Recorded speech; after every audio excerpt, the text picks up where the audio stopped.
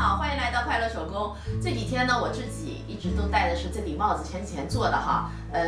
但是呢，这帽子是条绒的，好像是更适合冬天。最主要的是这个帽檐儿太短了，有点太阳就容易晒黑脸，所以今天呢，我想给自己做一顶宽帽檐儿的遮阳帽。这个呢是咱们帽围的材料哈，我们把材料啊对折，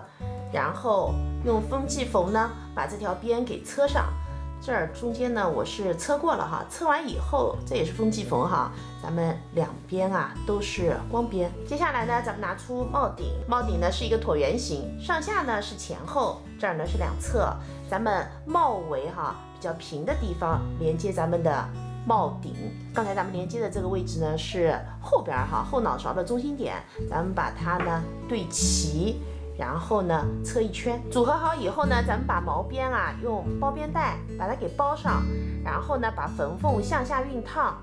在正面呢，我们需要车一圈明线哈，咱们明线的位置，缝缝下来呢，距离是5毫米。这个呢是咱们帽檐的材料，咱帽檐材料呢是2份哈，反面呢我都是烫了60克的无纺衬。我们把帽檐呢对折，正面呢折在里边。我们把这儿呢给车上，咱们2份帽檐连接好以后呢，正面和正面相对哈，然后咱们把缝缝呢给对齐，我们把外围这一圈啊给车上。帽檐车好以后呢，翻到正面哈，我们熨烫一下。那咱们这一圈呢来车一圈明线，宽度呢是1厘米。接下来呢，我们把这2部分组合起来哈，咱们这个帽围啊，短的部分呢是后边，这个长的是前边，我们把缝缝和帽檐的缝缝要把它对齐哈，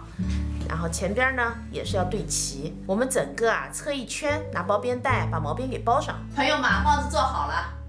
效果可以哈，这个帽檐挺大的，遮光效果肯定好。我家拍视频灯光是在我头顶上的，你们现在看我脸是不是一下就黑了很多？我呢还做了一顶纯色的哈，这顶帽子是双层的，